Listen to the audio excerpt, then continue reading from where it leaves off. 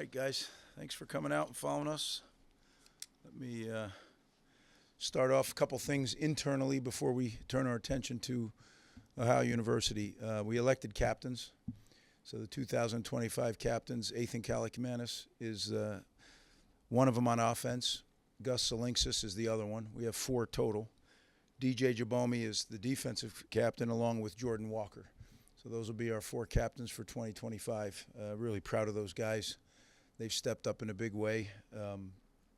Ethan obviously is a returning captain 2 years in a row. That's a great honor. And, I love our tradition. Jordan Walker, believe it or not, started here as a walk-on.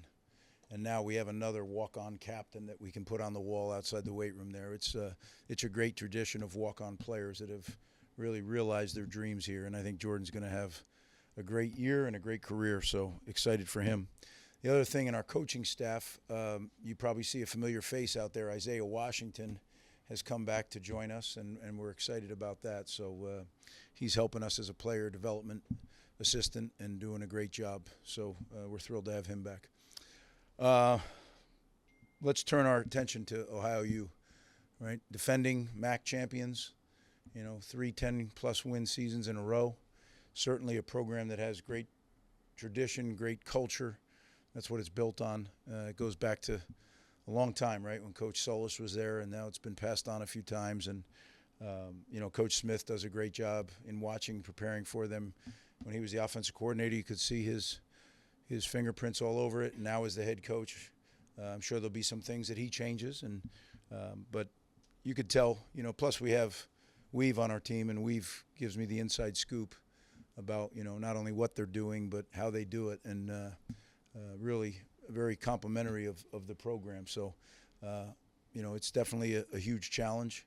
When you look at their offense, their quarterback is got remarkable numbers, right? He's over 2,000 yards, 2,400-plus yards throwing the ball. He's got over 1,000 yards running the ball, right? So that creates a dilemma of sorts. They're going to spread you out, and they're going to do +1 runs. They're going to do I shouldn't call them that. Runs that are a little bit non-conventional, and then they're going to do old-fashioned slamming on in there runs. So there's a lot of offense to prepare for. They have good players. I think Parker Navarro is an outstanding quarterback. If he's 3 inches taller, you're probably watching him at Notre Dame or somewhere. I mean, that's the level of player he is. But that's how he ends up there, is he's not, and then all he does is go out and produce and really make a ton of plays. You watch him play, as the year went on, he got better and better command of the offense last year, and you watch him create, right? Like when a play isn't there, he creates and makes a lot of things happen. So the running back, I'll probably mess up how I pronounce his last name, C.A. Bangura. C.A. is he's a really good back. He had transferred. He had 2 years where he was like, I think, 1,000 and change, and then 800 and change. Then he transferred to Minnesota, and now he's back at Ohio U, and a really good back. Downhill runner, tough runner, a guy that we're going to have to really strap it up, because when the quarterback, they do a lot of zone read.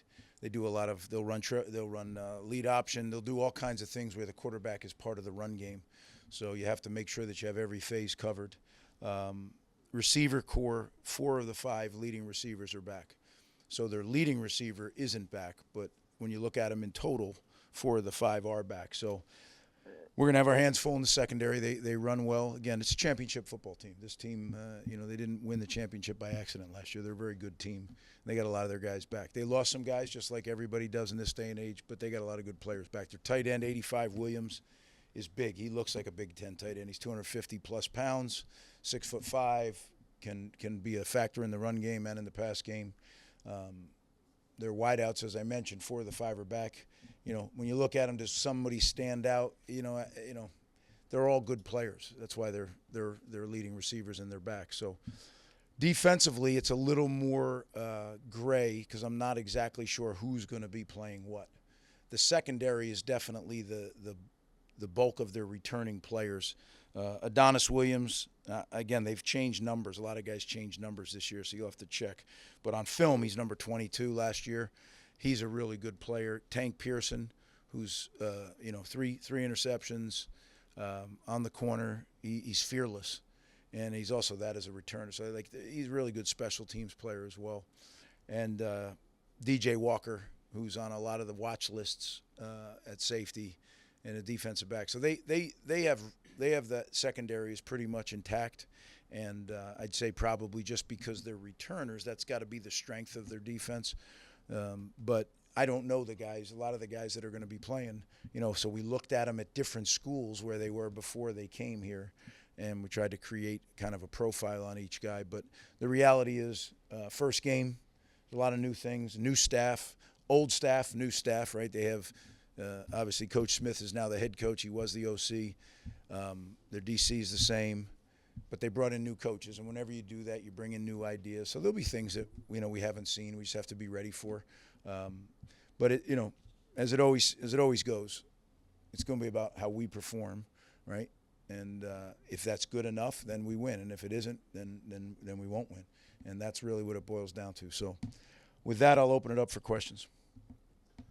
Coach, in this era of transfer portal, NIL, you've always talked about finding guys who come in with the right cultural fit. Ethan now 2 times a captain in his 2 years here. How did he fit in culturally, and did you think he would fit in quite like this, or did you think there would be an acclimation process when he came in 2 years ago? Well, yeah, I'm not going to sound like I knew, because the only reason I did know is Coach Shiraka had coached him, and Coach Shiraka had recruited him. So that's how I knew. I wouldn't have known it otherwise. But Coach was very confident that he would be exactly what we were looking for, right? Because remember, there were several guys in the portal, and we chose him, right? Like we looked at a bunch, we knew what we were. There was going to be a competition between Gavin and whoever we brought in, and we chose to go with Ethan. And boy, are we glad! I know I'm glad that we did.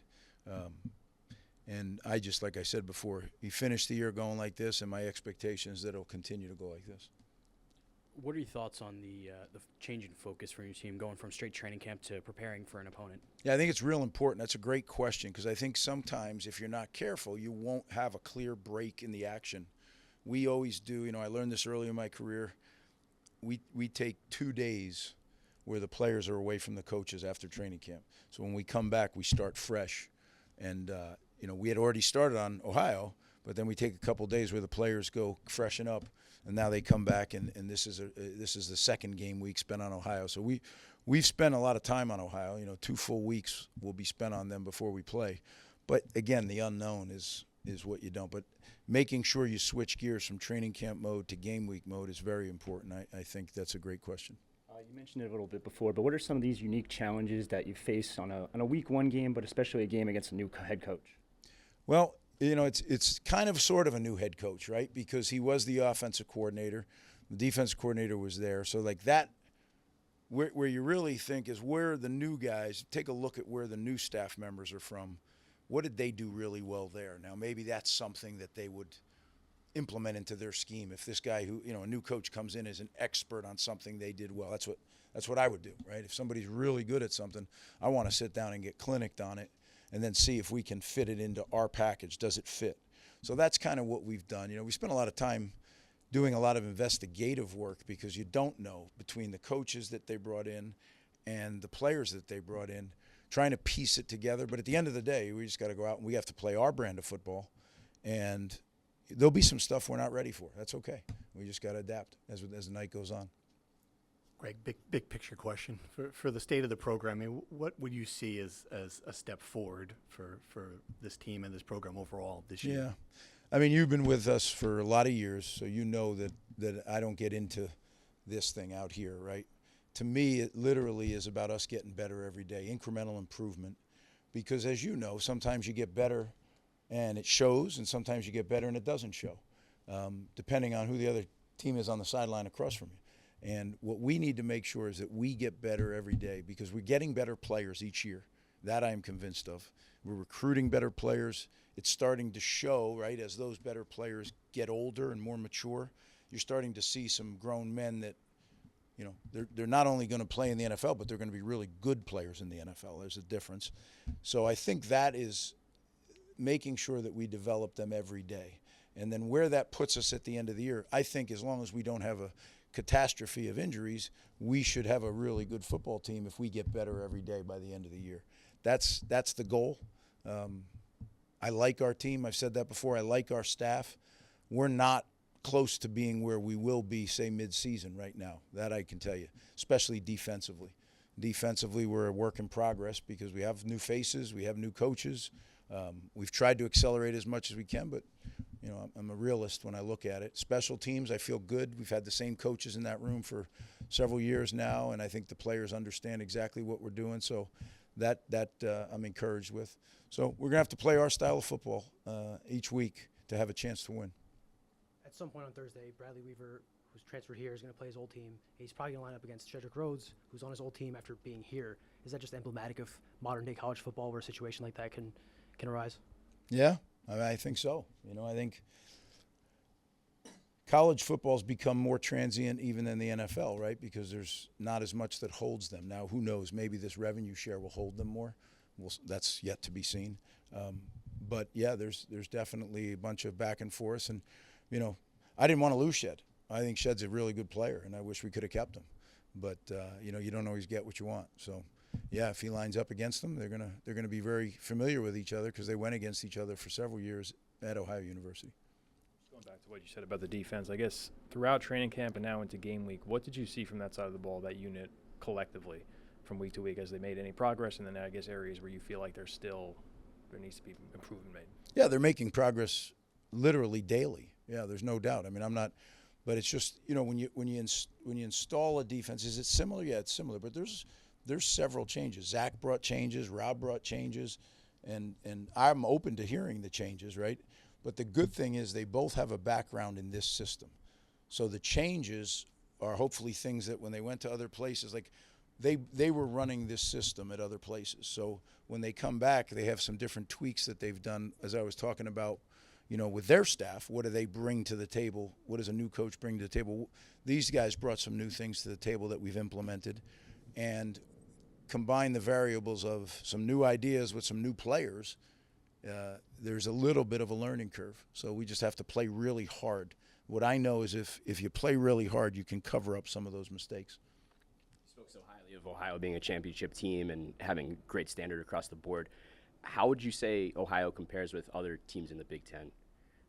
Physically, preparation-wise, everything that kind of stands out. Yeah, I mean, I think they're a good football team.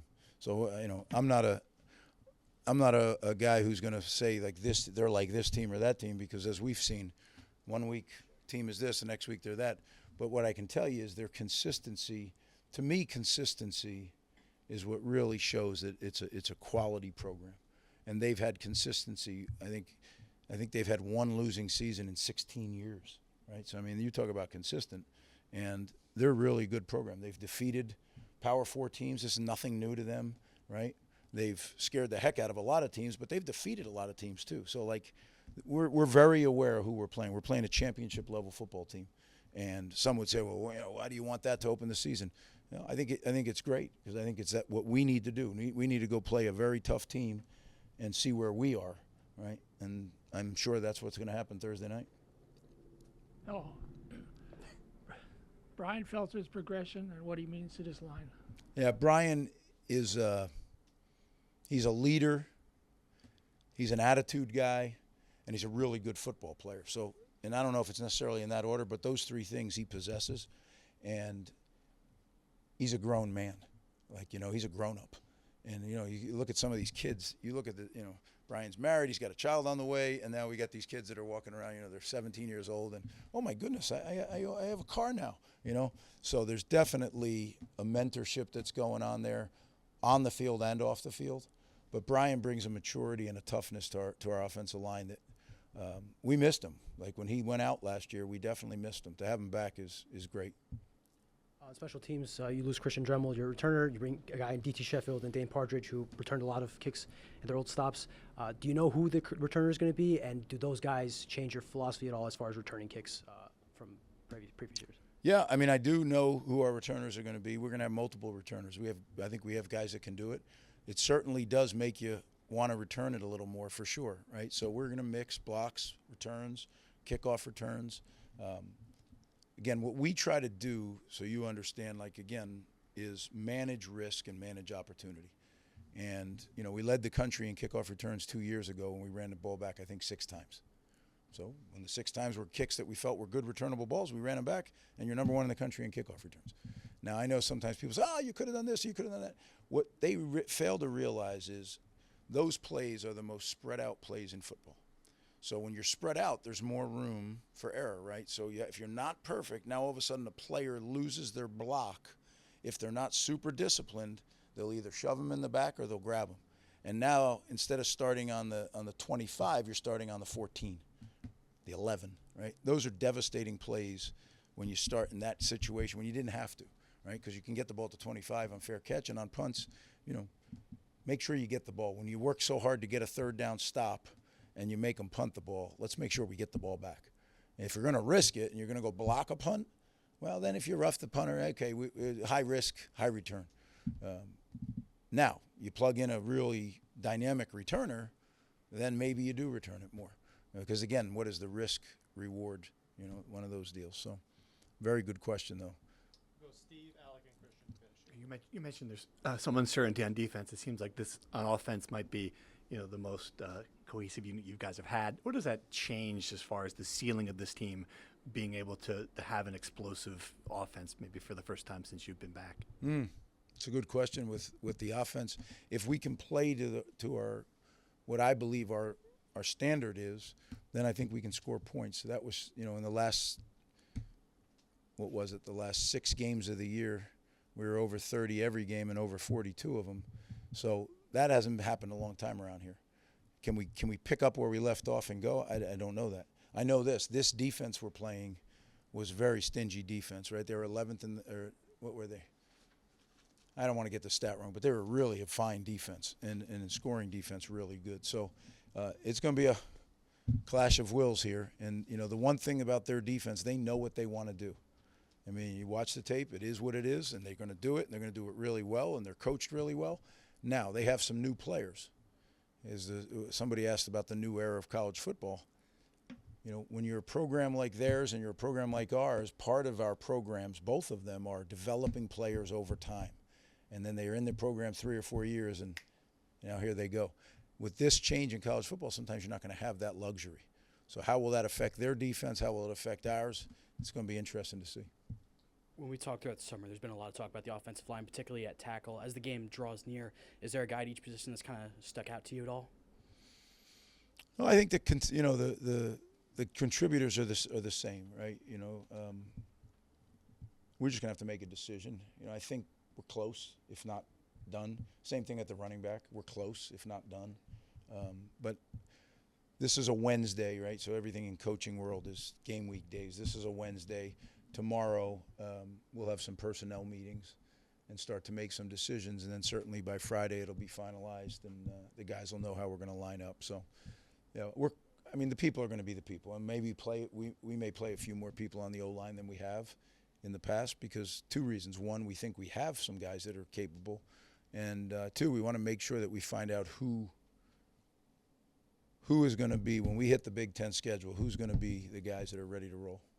Final question right here. You mentioned Jordan Walker before. Just at what point did you begin to see him as a player who would be able to make that transition from tight end or wide receiver to defensive end? Yeah, the tight end, I wish I could tell you that it was a stroke of genius. I had seen him do some things in high school, and Eric Josephs, a personnel guy, said, because he was getting frustrated at tight end, and he was buried in the depth chart and wasn't getting a lot of time. And I just said, why don't we try it at D and see how it goes? And right from the jump, he was a natural. And again, I think he's got a lot of room to improve, and he's pretty good right now. So I think there's a guy that has a chance to do some special things around here. And if you look at him, that's what they're supposed to look like. He's 6'6" or 5", whatever he is, 270 pounds. He's a good-looking specimen. So I'm excited. I'm glad we have him. He's the kind of guy that people come and try to hurt, right, out of your program. So we're fortunate that we have him, and we're going to keep him around. Hey, I want to special shout out to our fans. Last time we saw you, it was a disappointing time out in Arizona. I can't wait to get everybody back here in SHI Stadium, and it's a night game. It's going to be a beautiful night, and just I can tell you this team will play very, very hard, And, we'll find out how good we are Thursday night. But they're going to play their what's off. And that's, as a fan, that's exciting to me to know that my team's going to play that way. So I look forward to seeing everybody out there on Thursday night. Thank you, guys. Thanks, Coach.